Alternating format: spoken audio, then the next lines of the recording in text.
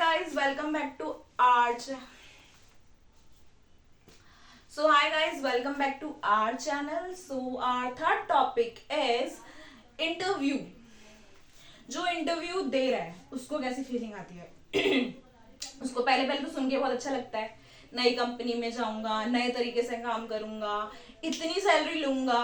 मैं बता रही हूँ उसके माइंड में क्या क्वेश्चन उठते हैं। और उसके घर वाले बोलते हैं मैं तो इतनी सैलरी डिजर्व करता हूँ, 25,000 सैलरी डिजर्व करती हूँ। घर वाले बोलते हैं नहीं यार, तुझे 3 साल हो गए काम करते करते, एक्सपीरियंस हो गया, अब तो 30 मांग, अब तो 30 मांग, तेरी वैल्यू है। तो हम जो जोश में बोलते हैं हाँ ठीक है, हम तो मांगते 30,000 वैल्यू मानते। घर में की सिचुएशन बता रही हूँ मैं, घर में होता है कि आप घर अपने घर वालों को बोलोगे कि आपकी 28,000 सैलरी, आपके घर वाले बोलेंगे कि यार आप इतने क्यों ले रहे हो, आप इतना डिजर्व ही नहीं करते हो, आप 3 साल से एक्सपीरियंस कर रहे हो, आप इसी सैलरी में काम करते रहोगे, इससे ज्यादा सैलरी लो। नो डाउट आपके पास इतना एक्सपीरियंस होगा कि आप अपनी सैलरी मांग रहे हो। और ये बहुत चीज सही भी है कि according to your experience your salary will be increase. So दो सेकेंड थॉट आता है, सबसे पहले तो उसके माइंड में ये थॉट आता है उसको अपना सीवी निकालने हैं, अपने डॉक्यूमेंट्स प्रिपेयर करने हैं। तो ये एक सीवी निकालने का भी ना एक अलग ही प्रोसीजर होता है। जब आप शॉप पे जाते हो सॉरी जब आप शॉप पे जाते हो सीवी निकलवाने के लिए, तो अगर उसको पता चल जाए ना प्रिंटर वाले को कि अगर आपके पास टाइम नहीं है या आपको अर्जेंटली सीवी लेके जाना है इंटरव्यू के लिए, तो वो पता क्या करेगा, जहां आपका इंटरव्यू का page basically black and white जो आता है वो आता है 5 रुपए का, वो उसी टाइम रेट डबल कर देगा क्योंकि उसको पता है आप दोगे और आप बेवकूफों की तरह देते भी हो।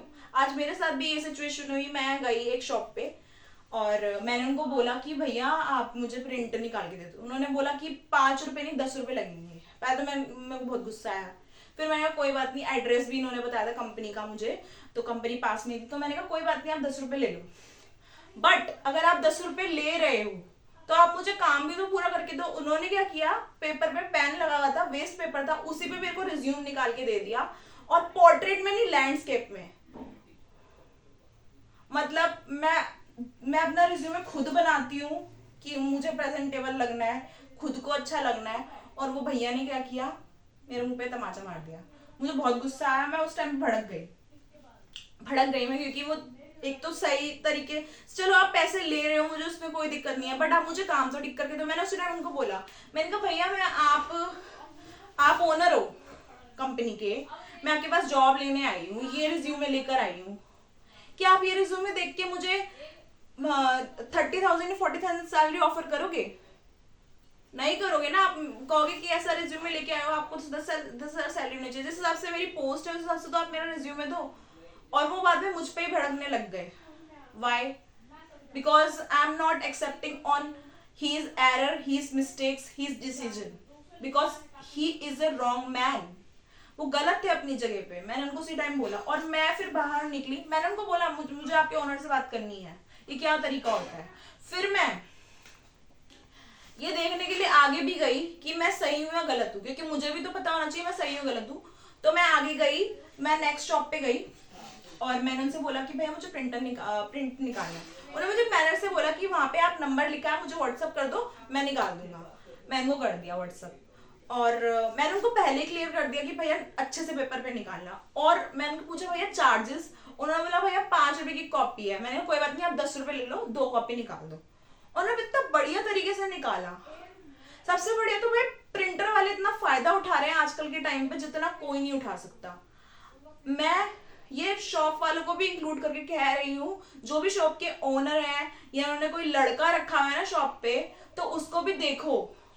वो बेसिकली वो वहां पे एम्प्लॉय था, एज एम्प्लॉय वो वर्क कर रहा था वहां पे, और उन्होंने मुझे ऐसे रिप्लाई किया कि हाँ आप ये पैसे वापस लो, आपकी वो नहीं करेंगे। बट ये काम आप गलत करके दे रहे हो यार। आप सामने वाले की सिचुएशन भी तो समझो। जो इंटरव्यू दे रहा होता है ना वो बहुत मुश्किलों से गुजर रहा होता है। फर्स्टली तो उसको फाइनेंशियली दिक्कत होती है, सेकेंडली उसको घर वाले इतना प्रेशराइज करते हैं, थर्डली उसको ट्रैफिक कन्वेंस देखना पड़ता है। सपोज हम जैसी लड़कियां, जैसे मुझे आता नहीं है स्कूटी चलाना, मेरे पास गाड़ी नहीं है, मेरे पास स्कूटी का नहीं है सोर्स, और आज जब मैं पे गई थी वहां पे मेट्रो तक नहीं जाती है, मैं इतना पैदल चली, रिक्शे पे गई, अपनी मदर को लेके गई थी मैं, वो इतनी एजेड है, उनको लेकर गई मैं। तो आप लड़कियों का भी तो सोचो, थोड़ा लड़कों का भी सोचो।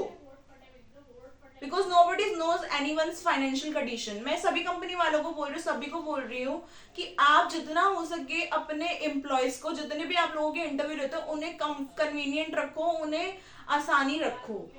जितना आप आसान रखोगे अपने एम्प्लॉयज के साथ, जितना आप सही रहोगे, उतना एम्प्लॉयज भी आपके साथ सही रहेंगे। अगर आप ये देख रहे हो कि आपके सामने एम्प्लॉयज क्या कर रहे हैं, तो आपके बाद क्या कर रहे हैं एम्प्लॉयज, आप ये भी देखो। कैमरा में विदाउट ऑडियो देने का कोई फायदा नहीं, उससे कुछ पता नहीं चलता। लगाना है तो ऑडियो लगा के रखो, तब पता चलेगा कौन असली में काम करता है, कौन दिखाने के लिए काम करता है। बहुत सारी कंपनीज में ऐसा होता है कि आप काम कर रहे होते हैं लेकिन क्रेडिट कोई और ले जाता है। मेरे साथ बहुत बार हुआ ऐसा कि मैं काम कर रही हूँ और सामने वाले को लगता है कि उसने काम किया, इसने कुछ काम नहीं किया है। बहुत बार होता है। तो ओनर को ये चीजें फेस करनी चाहिए। अगर आपने किसी भी लीडर को रखा है, उसको भी ये चीजें फेस करनी चाहिए, ना कि आलतू फालतू की बकवास करके। Okay, so come to the topic of जो इंटरव्यू देने जा रहा है। सो वो बेसिकली बहुत चीजों से गुजर रहा होता है। पीयर प्रेशर की वजह से उसको अपने डॉक्यूमेंट्स देखने हैं, सैलरी का भी उसको देखना है, बढ़ाना है, और कन्वेंस का भी उसको देखना है, आने जाने का कैसे करेगा, एड्रेस उसको बहुत इशू आता है। सेकंड, जब वो पहुंचता है इंटरव्यू देने के लिए, लुढ़क पुढ़क के पहुंच भी जाता है, तो आप ये समझो कि वो किन सिचुएशन से गुजर रहा है। आप nobody knows anyone's situation, like nobody know। 5 minute में तो बिल्कुल पता नहीं चलता, but you have to convenient about related to employees. I mean like seriously उसको बहुत सारी पीयर प्रेशर से फेस कर रहा होता है, और साथ में ट्रैफिक, चीची पीची ची पीची पीची पीची पीची पीची पीची पीची पीची। What are you guys doing right now? Seriously मतलब जो दिख रहा है वो सही है, जो नहीं दिख रहा है वो सही नहीं है, वो गलत है। That is not a presentable thing. और जो लोग ये ऐसे बुलाते हैं कि हाँ 200 रुपए दे दो, 400 रुपए दे दो, जॉब लगा देंगे, वो ऐसा मत लगाओ कि जो एम्प्लॉयज लेने आया जॉब, वो बहुत सारे सपने लेकर आया है, उसके सपने से ब्रेक मत करो, उसका टाइम वेस्ट मत करो। बहुत सारे ओनर्स को मैंने देखा है, मैं इस चीज से परेशान हूँ, मैं इस चीज से, अरे खुश कैसे रहोगे तुम जब अपने एम्प्लॉयज को इतना परेशान कर रहे हो? तो हो सकता है वो मन में तुम्हें क्या बोल रहा हो, तुम्हें क्या पता। Nobody's know that. So is our topic. Printers वाले भी बहुत फायदा उठाते हैं, हर कोई फायदा उठाता है। अगर आप रास्ते में चल रहे हो, इंटरव्यू देने जा रहे हो, तो बोलोगे भैया आपको ये रास्ता पता है, तो वो बोलेगा कि आपको पता चलेगा, उसको आपको जरूरत है, उसको जैसे पता चलेगा आपको जरूरत है, आप करोगे रिक्शा, वो वैसे डबल चार्जेस लेगा। वाई? हमारे पास के ज्यादा पैसे हैं, या तुम्हें हम ही लूटने के लिए मिले हैं पूरे शहर में?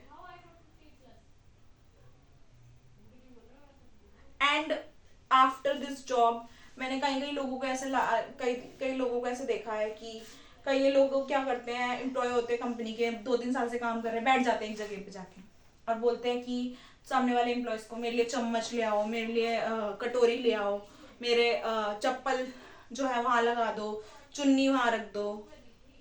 We are all our employees. We are not your servant. We are work for our company, not for your personal servant. So try to understand this situation to the related to owner जो interview ले रहा है, HR। और सबकी situation मैंने सब कुछ भड़ा जो थी अपनी सारे दिल की निकाल दिया। प्रिंटर वाले पे मुझे बहुत गुस्सा आया था आज। और जितने भी लोगों का आप इंटरव्यू ले रहे हो लो, और जिनको नहीं सिलेक्ट करते हो उनको भी कॉल करके बताओ आप उन्हें सिलेक्ट नहीं कर रहे हो। आप उन्हें बताते नहीं हो आप उन्हें सिलेक्ट नहीं कर रहे हो। somebody some have dreams, वो सोच रहा होगा कि आप उसे सिलेक्ट कर लोगे, तो आप उनको फोन करके इन्फॉर्म करो that you are not selected, that you are selected, that you are not selected. So try some situations related to the boss and employees. Boss और एम्प्लॉयज का बहुत अच्छा रिलेशन हो सकता है इफ यू वांट, लेकिन आप कंपनी को अपने हिसाब से चलाने की कोशिश करोगे, एम्प्लॉयज को अपने हिसाब से चलाने की कोशिश करोगे, तो एक टाइम आएगा कि एम्प्लॉय भी आपको अपने हिसाब से चलाने की कोशिश करेगा। मैं सब बॉस के लिए, ऑनर के लिए, HR के लिए नहीं कह रही हूँ। बहुत चीजें बहुत जगह अच्छी भी होती है, अच्छे लोग भी होते हैं, बट कई लोग उन लोगों का बहुत फायदा उठाते हैं जो इनोसेंट होते हैं। सो आपकी कंपनी में ये सब तो नहीं हो रहा, प्लीज टू टेक रिस्पॉन्सिबिलिटी। जरूरी नहीं है जो 5-6 साल से काम कर रहा हो वो बंदा सही हो, और जो 6 महीने आया है वो बंदा गलत ही है। ऐसा हो सकता है, but that is not a fact. So try to understand this and also understand जो आपके पास एम्प्लॉय काम के लिए आया है उसकी भी रिस्पेक्ट करो, ऐसे धज्जियां मत उड़ाओ।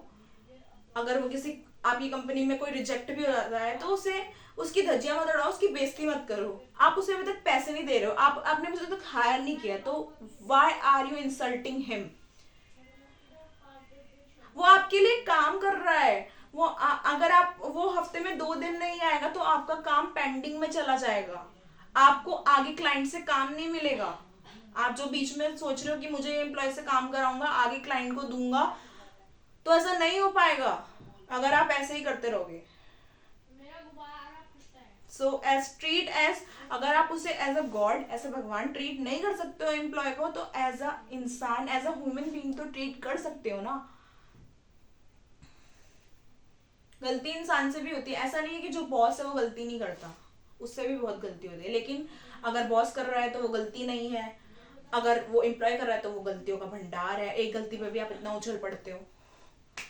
So thank you for watching to my channel. If you like to my channel, like, share, subscribe, and hit the bell button. Or if you like video, like, share, subscribe. If you, that's okay for me.